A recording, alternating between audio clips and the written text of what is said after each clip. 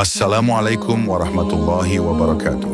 Sahabat Lentera, di episode sebelumnya, debu perang Fijar akhirnya mereda. Tak ada pemenang, hanya luka dan penyesalan. Namun bara ketidakadilan masih menyala di hati penduduk Makkah, terutama di hati seorang pemuda bernama Muhammad SAW. Hari-hari pun berlalu, kafilah kembali berdagang, pasar-pasar kembali ramai, dan kehidupan berjalan seperti biasa. Namun di balik tawa dan keramaian itu, masih ada mereka yang lemah, tertindas, tapi tak ada yang berani menegakkan keadilan.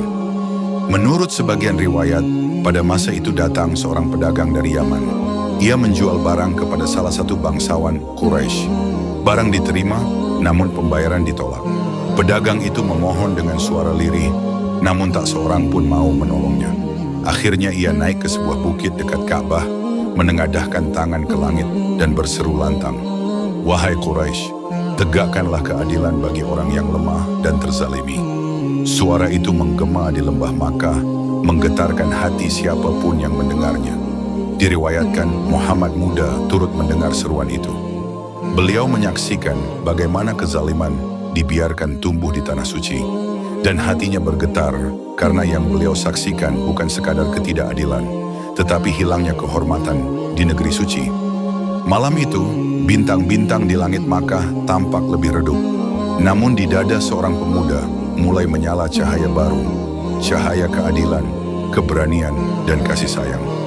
Beberapa hari kemudian, bisikan tentang kezaliman itu mulai menggema di hati para tokoh Quraisy, dan dari kegelisahan itu akan lahir sebuah perjanjian besar, ikrar yang kelak dikenal sebagai Hilf al-Fudul. Sahabat Lentera, dari kisah ini kita belajar bahwa keadilan lahir bukan dari kekuasaan, melainkan dari hati yang berani berkata benar meski sendirian di tengah kebisuan. Dukung kisah ini dengan like dan komen agar semangat keadilan dan kasih sayang Nabi SAW terus hidup di dalam hati kita. Dan di episode berikutnya kita akan menyaksikan bagaimana para tokoh Quraisy berkumpul di rumah Abdullah bin Jud'an, menandatangani perjanjian suci demi membela yang tertindas. Dan Muhammad muda hadir di tengah peristiwa bersejarah itu. Allahumma salli ala Sayyidina Muhammad wa ala ali Sayyidina Muhammad.